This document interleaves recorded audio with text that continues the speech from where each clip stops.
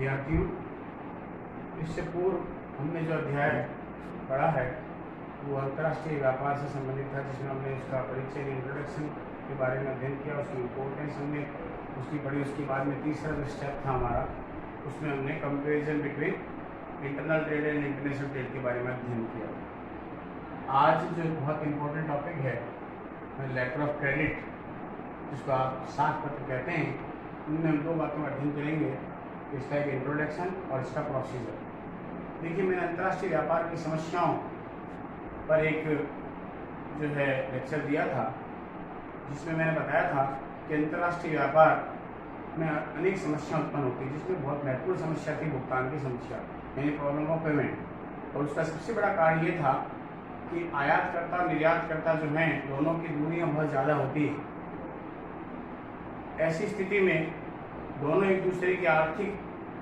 जो स्थितियां हैं उससे परिचित नहीं होते हैं। तो ऐसी स्थिति में ये हिचकिचाहट होती है निर्यातकर्ता को कि वह आयातकर्ता को माल जो किस प्रकार भेजे, यानी उसको डर लगा रहता है कि अगर माल भेज दिया गया तो उसका भुगतान निश्चित समय पर उसे प्राप्त होगा या नहीं होगा। ये समस्या केवल निर्यातकर्ता के समक्ष ही नहीं है, बल्कि आयातकर्ता के समक्ष भी है कि दोनों को ये लगता है, आयातकर्ता ये चाहता है कि मुझे ये निश्चितता हो जाए कि निर्यातकर्ता ने अपने गंतव्य स्थान से माल रवानगी कर दी है। और नंबर 2,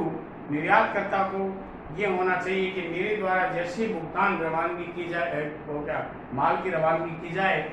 उसी समय तुरंत मुझे भुगतान मिल जाए, अथवा मेरे द्वारा लिखे गए विनिमय बिल पर स्वीकृति जो मिल जाए। इन दोनों समस्याओं का समाधान कैसे हो, उसके लिए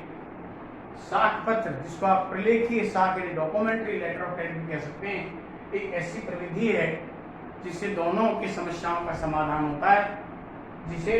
साख पत्र के नाम से जाना जाता है। क्या है साख पत्र? देखिए, साख पत्र अंतर्राष्ट्रीय भुगतान की एक ऐसी विधि है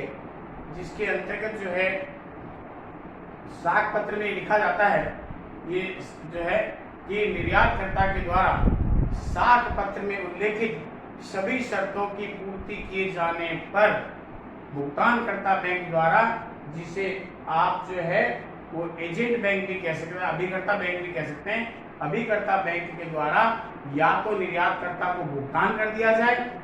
अथवा उसके द्वारा लिखे गए विनिमय बिल पर स्वीकृति प्रदान कर दी जाए। तो साख पत्र क्या है? साख पत्र जो एक लिखित दस्तावेज है जिसमें जो आयातकर्ता के द्वारा जो है अपने बैंक के माध्यम से, जहां आयातकर्ता रहता है वहां अपने बैंक के माध्यम से निर्यातकर्ता के पक्ष में वो जारी करवाता है, जिसमें आयातकर्ता अपनी कुछ शर्तें हैं, टर्म एंड कंडीशंस हैं, वो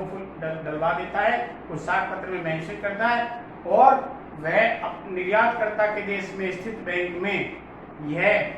निवेदन करता है वहां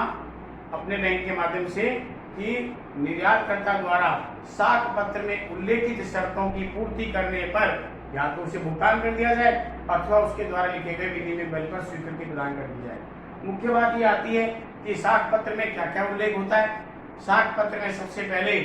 जो है जिसके पक्ष में साख पत्र जारी किया गया है उसका नाम होता है।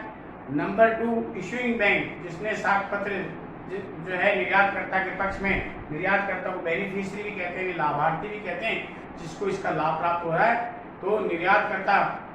जिस बैंक के द्वारा ये जारी किया गया उसका नाम होता है। साख पत्र की प्रकृति, नेचर कैसा है, टाइप क्या है, ट्रांसफरेबल है, नॉन ट्रांसफरेबल है, रिवोकेबल है, किस प्रकार का साख पत्र है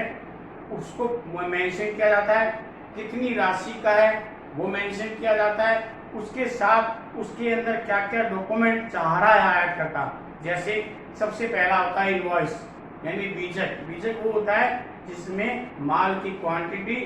और उसकी दर लिखी होती है और कितने मूल्य का माल है वो लिखा होता है। नंबर 2, इंश्योरेंस रिलेटेड डॉक्यूमेंट, यानी आयातकर्ता चाहता है कि मेरा माल जो है वो बीमा होकर आए, तो इंश्योरेंस रिलेटेड डॉक्यूमेंट होना चाहिए। नंबर 3, कुछ इस प्रकार के जो है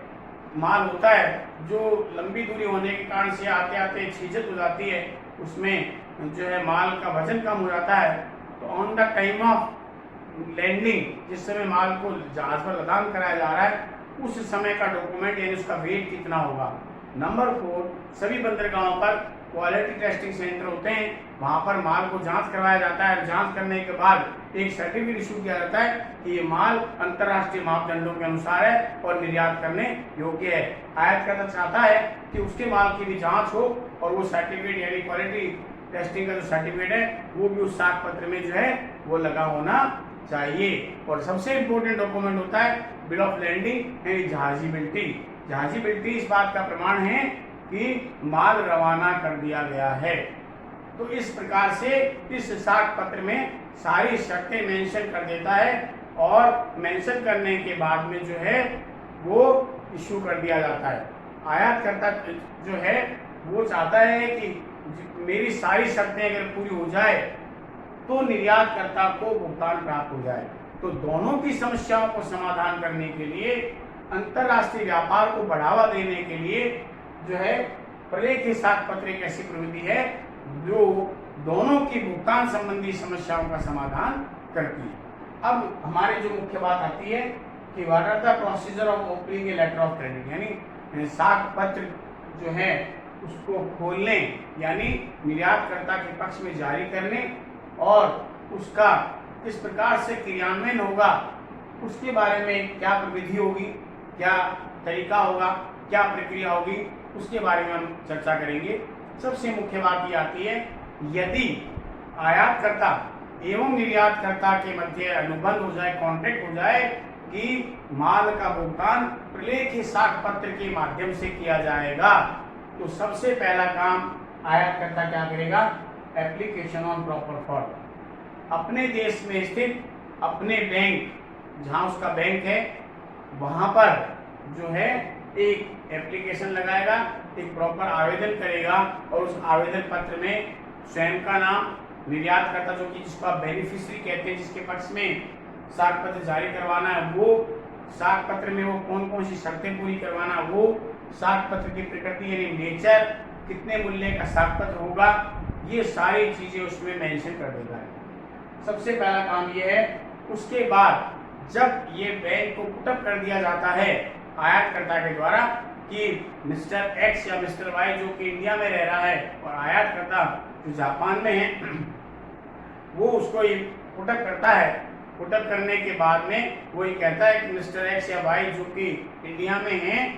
आप उसके पक्ष में एक साख पत्र जारी कीजिए। और कौन सा साख पत्र जारी कीजिए, उसने उसमें उसका उल्लेख कर दिया। जैसे ही वो अपनी एप्लीकेशन को वहां पुटअप करता है तो दूसरा काम जो हो जाता है वो है स्क्रूटनी ऑफ एप्लीकेशन, यानी उसकी जांच करना। ये सबसे महत्वपूर्ण काम होता है इशूइंग बैंक का। जिस बैंक में साख पत्र जारी करने के लिए आयातकर्ता आवेदन करता है वो बैंक उस एप्लीकेशन की गहनता से जांच करता है कि आयातकर्ता किसके पक्ष में साख पत्र जारी करवाना चाह रहा है, कितनी राशि का साख पत्र जारी करवाना चाह रहा है,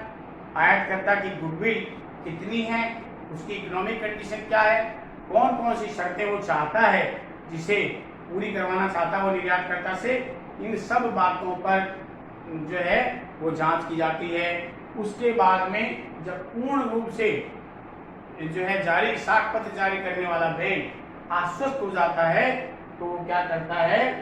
तीसरा स्टेप पर आता है स्क्रूटनी करने के बाद, और वो है issue of letter of credit, यानी साख पत्र निर्यातकर्ता के पक्ष में जारी कर दिया जाता है। और ऐसी स्थिति में इसके लिए जो है 4 प्रतियां बनाई जाती है। एक प्रति स्वयं जारी करने वाला बैंक साख पत्र की अपने पास रखता है, एक प्रति आयातकर्ता को दे दी जाती है, एक प्रति जो है भुगतानकर्ता बैंक जो कि लाभार्थी अथवा निर्यातकर्ता के देश में स्थित है उसे दी जाती है, और एक प्रति सीधे ही निर्यातकर्ता को डाक द्वारा भेज दी जाती है। इस प्रकार 4 प्रतियां जो है वो बनाई जाती है। भेजने के बाद में क्या क्या आता है, जब प्रतियां भेज दी गई, साख पत्र जारी कर दिया गया, तो अगला जो स्टेप आता है वो है inform to beneficiary by the opener bank. जो बैंक साख पत्र जारी कर रहा है निर्यातकर्ता के पक्ष में, जैसे ही वो डाक से वहां भेजता है उसको उसकी इंफॉर्मेशन भी दे दी जाती है कि आपके नाम से एक साख पत्र जारी किया है जो जापान में रहने वाला आयात करता है मिस्टर ए बी जो भी है, उसने आपके नाम से साख पत्र जारी करवाया है। आप जो है साख पत्र में उल्लेखित शर्तें जो है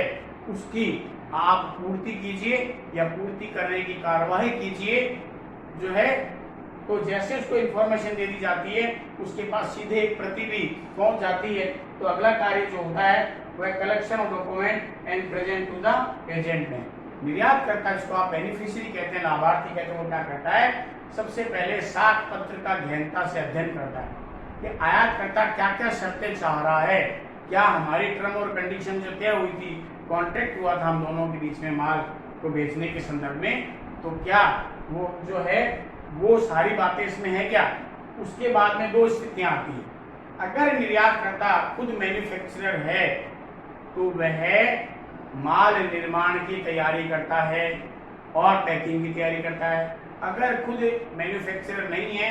अन्य किसी कंपनी से माल लेकर केवल पैकिंग के माध्यम से सीधे भेजने का कार्य करता है, तो ऐसी स्थिति में सबसे पहले निर्यातकर्ता क्या करेगा, दूसरी पार्टी से माल संग्रहण करने का कार्य करेगा। जब माल संग्रह हो जाएगा उसके बाद उसे पूर्ण रूप से आश्वस्त होकर के जो है अच्छी प्रकार से उसकी पैकिंग वगैरह करके वह उसे जहाज पर ले जाएगा, जिससे भी उसको ट्रांसपोर्ट करना वहां ले जाएगा। सबसे पहला काम वो करेगा, माल पैकिंग करते ही इनवॉइस बनाएगा जिसको आप बीजेक कहते हैं, बिल कहते हैं। नंबर 2, वहां पर माल को इंश्योर कराएगा, इंश्योरेंस से रिलेटेड डॉक्यूमेंट वो प्राप्त कर लेगा। नंबर 3, माल कोई जांच कराएगा कि वह अंतर्राष्ट्रीय मापदंडों के अनुसार है या नहीं, उसका क्वालिटी सर्टिफिकेट वहां से ले लेगा। उसके बाद में जैसे ही माल को हैंडओवर करेगा वहां से उसको बिल ऑफ लैंडिंग जिसको आप जहाजी बिल्टी कहते हैं वो प्राप्त कर लेगा। इस प्रकार सारे डॉक्यूमेंट प्राप्त करने के बाद उन सबको लेकर के वह क्या करेगा, इकट्ठा करेगा और वह भुगतानकर्ता बैंक यानी वो बैंक जो निर्यातकर्ता के देश में स्थित है, जिसे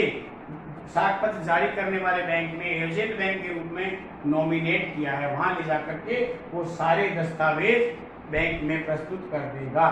जैसे प्रस्तुत करेगा अगली प्रक्रिया होगी पेमेंट और acceptance of bill by agent bank, यानी जो निर्यातकर्ता के देश में जो भुगतानकर्ता बैंक है जिसको आप अभिकर्ता बैंक भी कह सकते हैं, तो बेनिफिशियरी यानी निर्यातकर्ता वहां जाएगा। जब वो जैसे पुटअप करेगा तो इसमें दो कार्रवाई होगी। अगर दोनों के बीच में आयातकर्ता निर्यातकर्ता के बीच में यह अनुबंध हुआ है कि कैश ही भुगतान करना है, कोई क्रेडिट का काम ही नहीं है, जैसे टेबल पर वो रखेगा बैंक के समक्ष, बैंक सबसे पहले बहुत बड़ा ऑब्लिगेशन होता है बैंक का, बहुत बड़ी जिम्मेवारी होती है भुगतानकर्ता बैंक की कि वह साख पत्र में उल्लेखित शर्तों की गहनता से विचार करे। अगर मान लीजिए कोई शर्त चूक गई जो कि आयातकर्ता ने उसमें मेंशन की थी और उसको पूरा करवाए बिना ही निर्यातकर्ता को भुगतान कर दिया, तो ऐसा बैंक भुगतान के लिए दोषी माना जाएगा। इसके संदर्भ में अगर किसी प्रकार के आयातकर्ता को हानि होती है तो उसका सारा जो है हर्जाना उस बैंक को भुगतान करना पड़ता है। ऐसी स्थिति में सबसे पहले वो सारी क्या शर्तें चाहिए आयातकर्ता ने उसकी वो जांच करेगा। जांच करने के बाद पूर्ण रूप से आश्वस्त हो जाने पर या तो इमीडिएट उसको भुगतान कर देगा, टेबल पर ही कैश भुगतान कर देगा बैंक में, अथवा वो कहेगा निर्यातकर्ता से कि आपका कॉन्ट्रैक्ट 3 महीने की क्रेडिट का है या 6 महीने की क्रेडिट का है, आप बिल लाइए, तो बीआर बिल रिसीवेबल प्रस्तुत करेगा और उस पर आयातकर्ता के बिहाफ पर या इशूइंग बैंक के बिहाफ पर क्या करेगा, उस बिल पर अपनी स्वीकृति प्रदान कर देगा। अब बिल पर स्वीकृति प्रदान करने का सबसे बड़ा फायदा निर्यातकर्ता को ये होगा कि एक गारंटर जो है भुगतान का वो आयातकर्ता नहीं है, एक बैंक है। क्यों? क्योंकि on the time of maturity, time of payment, भुगतान के समय वह बिल आयातकर्ता के समक्ष प्रस्तुत नहीं करेगा बल्कि उस एजेंट बैंक के समक्ष प्रस्तुत करेगा और उसको निश्चितता है कि मुझे बिल प्रस्तुत करते ही टाइम ऑफ मैच्योरिटी पर परिपक्वता अवधि पर निश्चित तौर पर मुझे भुगतान प्राप्त हो जाएगा। उसके बाद में अगला जो स्टेप आता है वो है send all document related to the letter of credit by the issuing bank, यानी जितने भी डॉक्यूमेंट उसने रिसीव किए बेनिफिशियरी से या एक्सपोर्टर से, उन सबको साख पत्र जारी करने वाले बैंक के पास में भेज देता है कि मैंने अपना काम पूरा कर दिया, मैंने डॉक्यूमेंट की गहनता से जांच कर ली, मैंने सभी शर्तों की जांच कर ली, जैसा मुझे आदेश दिया गया था इश्यूइंग बैंक के माध्यम से कैश पेमेंट करने का अथवा बिल पर एक्सेप्टेंस देने का, मैंने उसको पूर्ण कर दिया है और वो सारी शर्तें मैंने पूरी करवा ली है निर्यातकर्ता। देखिए, जब भुगतानकर्ता बैंक के द्वारा साख पत्र जारी करने वाले बैंक के पास सभी डॉक्यूमेंट भेज दिए जाते हैं, तो अगली जो प्रक्रिया है वो handed over all document to the importer, यानी साख पत्र जारी करने वाला बैंक भुगतानकर्ता बैंक से जब सारे डॉक्यूमेंट जो कि निर्यातकर्ता के माध्यम से प्राप्त हुए हैं उन सबको प्राप्त करता है और उसके बाद सबसे पहले वो इंपोर्टर को इन्फॉर्म करता है कि आपके सारे डॉक्यूमेंट जो हैं वे आ गए हैं और जो है अब आप इसको जो है प्राप्त कर लीजिए। आयातकर्ता उस बैंक में जाएगा, वहाँ पर वो सारे डॉक्यूमेंट हैंडओवर करवाया जाएगा और उसको हैंडओवर हैंडओवर कब करवाया जाएगा, जब वह जितना भुगतान आयातकर्ता के बिहाफ पर भुगतान किया है प्लस जितना भी सर्विस चार्ज है, सेवा शुल्क है, उनको जोड़ करके और वो पहले आयातकर्ता से प्राप्त करेगा। क्योंकि अगर मान लीजिए जब तक वो नहीं देगा तब तक डॉक्यूमेंट हैंडओवर नहीं करेगा और जब तक हैंडओवर नहीं करेगा तब तक माल के जो अधिकार पत्र हैं जिसको टाइटल ऑफ गुड्स कहते हैं वो आयातकर्ता को प्राप्त नहीं होंगे और जब तक आयातकर्ता को प्राप्त नहीं होंगे तब तक मैं माल की डिलीवरी भी प्राप्त नहीं कर सकता। तो इसलिए सबसे पहला काम होगा, आयातकर्ता पहले वहाँ भुगतान करेगा जिस बैंक से इश्यू करवाया था वहाँ पर और सारे डॉक्यूमेंट को प्राप्त करेगा और एक अंतिम प्रोसीजर जो होता है उसके बाद का स्टेप वो है सेटलमेंट ऑफ पेमेंट। उसके बाद भुगतानों का निपटारा करना। देखिए, इसमें भुगतानों का निपटारा किस प्रकार से होता है, इसमें भुगतानों का जो निपटारा वो इस प्रकार से होता है कि जिस बैंक ने जो है इसका भुगतान किया है वो बैंक यानी जो